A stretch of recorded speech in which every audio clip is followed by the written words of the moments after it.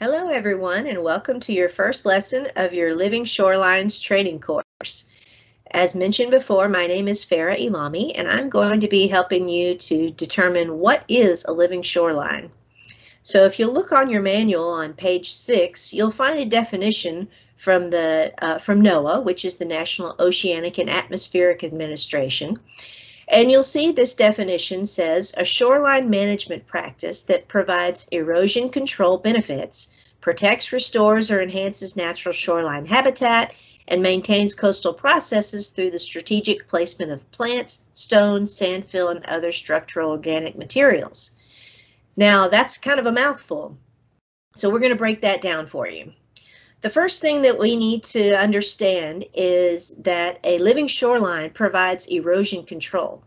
Now, you all are experts in erosion control as marine contractors. You're familiar with some of the methods of erosion control, but a living shoreline, maybe you're not quite as familiar with that and how it provides erosion control. So you're going to learn about that in this course, the methods that it provides, and you'll learn about some of the benefits in your next lesson.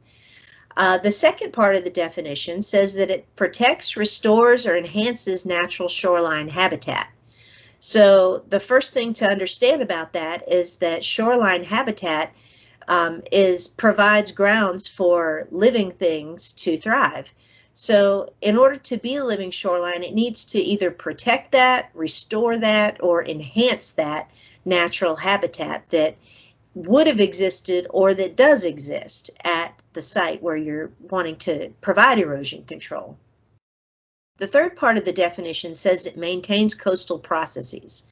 So coastal processes are going to include the wave action, the exchange of water between the waterward extent and the land, the migration of living things, including plants and animals. So in order to maintain those coastal processes, you're going to need something that provides some passageway for those processes to continue back and forth.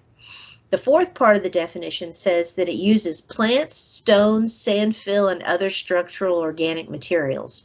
So you'll see that some of the examples of that are biologs, oyster reefs, and etc. And you're going to learn about what those different materials are and how to use them and what is the best one in each scenario.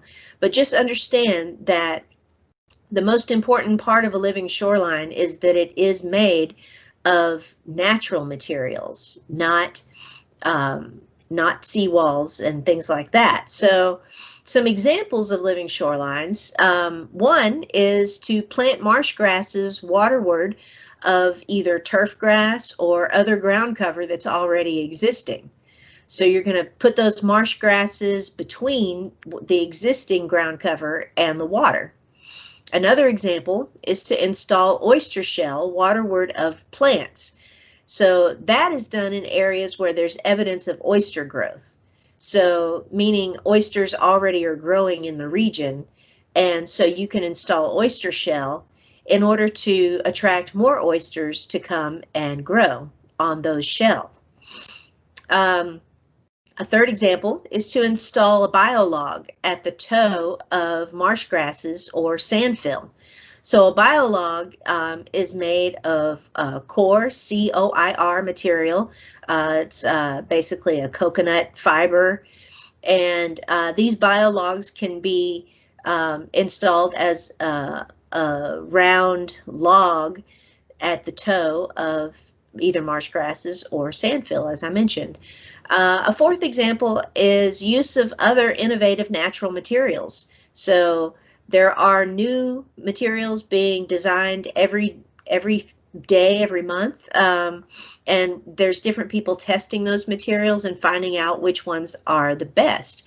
So using innovative materials is another example of a living shoreline. So I just gave you 4 examples of what is a living shoreline.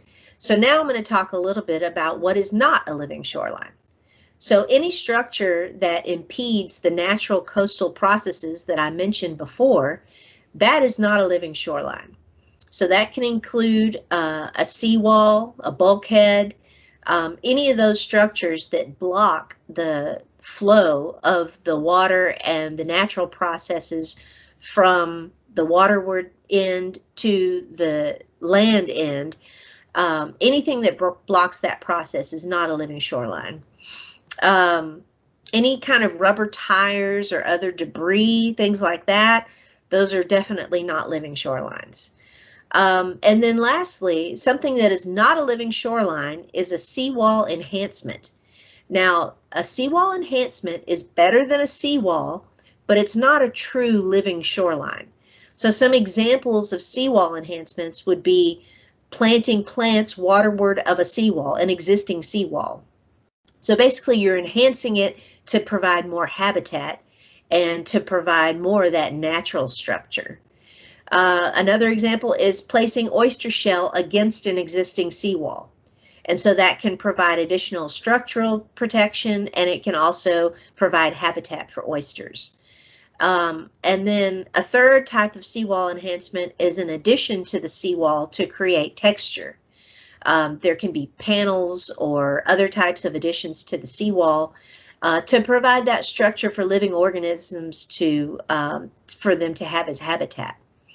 So those are some examples of seawall enhancements. Now what we're going to do is I'm going to show you the contractor perspective video. This video is listed on page 7 of your manual. You may have already watched it, but I do want to show it to the group as a whole.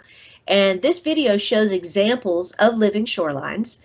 It also shows parts of the installation process. And it's narrated by a marine contractor, so one of your own, and it promotes the use of the Living Shorelines resource document, which is also on page 7 in your manual. So now I'm going to go ahead and play the video. So give me just one moment to share my screen.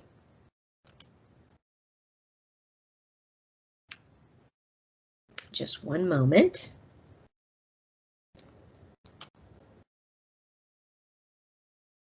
Okay.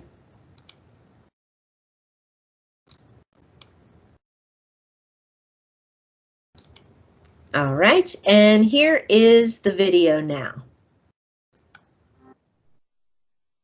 Well, honestly, how I got to this point was picking up trash on the riverbanks. By the bulkheads, you don't have much vegetation. So that's kind of what got me thinking, we need to make some bulkheads where they could have that habitat for the fish. Across the Gulf Coast, erosion continues to impact aquatic habitats, eating away at natural coastal defenses and threatening homeowner property. Traditional mitigation methods of bulkheads and seawalls stop erosion, but create scouring and aesthetic problems and disrupt natural ecosystems. In many situations, a living shoreline can more effectively retain and replenish land, mitigate storm surge and wave impacts, provide higher property values, and create new habitats for aquatic life. I realized it's something we could incorporate, maybe use both. As far as protecting your property from storms and storm surge, the living shoreline is actually a better than a hard bulkhead. So yes, I think in the long term it's going to create less erosion, and you're going to have less maintenance. There are a number of living shoreline options, each designed for a specific purpose. To determine the shoreline that's right for you, consult your state's resource catalog. The catalog is your first step to navigating the many resources for the living shoreline process, from design and construction options and regulatory issues to permitting for your state. It's going to give us some education, I think, and maybe some ideas about the cost of construction, maybe some techniques, in different applications. For somebody who has an idea that they might want to do a living shoreline and they need more information, it's essentially done the legwork for us by getting these resources together. So you can just point and click rather than have to search. It gives a lot of different options that I might not have found myself if I were looking for resources. That it's very comprehensive. So as a consumer, property owner, realtor, I can pick it up and make a decision what of all these resources I want to touch base with. This is almost a one-stop shop. The resource catalog is the starting point for protecting waterfront property with long-term solutions that can be cost-effective. Well, I think people want to protect what they have. They don't want to not give back to the water. I mean, if you have waterfront property, you're kind of tied to the oceans and the rivers. You know, we're going to be creating so much more than just a shoreline. You know, we're creating a habitat for, you know, the next generation. For more information on your state's resource catalog, visit www.gulflivingshorelines.com. Okay, so that was a video that gives you a little peek into what you're going to learn for the rest of this course. So now what I'm going to do is to point out some of the additional videos and resources that are on page 7 there. So you'll see that, just 1 second to scroll down, there is a PBS video. So this video is a little bit longer, but it includes an interview with a homeowner about the installation of a living shoreline on their property. And then in the news is an article about living shorelines in general as providing a natural defense to storms. And then other contractor resources for you are available at that fourth link there. And then another thing I'd like to point out is the website floridalivingshorelines.com. That website provides all kinds of good information, including examples of living shorelines throughout Florida in each region. So you can click on the different regions to find where living shorelines have been placed and about their success and who did them, and and your names will eventually appear on the floridalivingshorelines.com website as contractors who have taken this course. And then lastly, there is a resource catalog that was mentioned in the video, and that resource catalog is the last link on your page there. And then below that are some homework videos and resources which are going to be assigned to you at the end of this day 1 video. So the last thing I'd like to do is to introduce the rest of the course structure to you. So in general, the course consists of a pre-test, all the content, and then a post-test.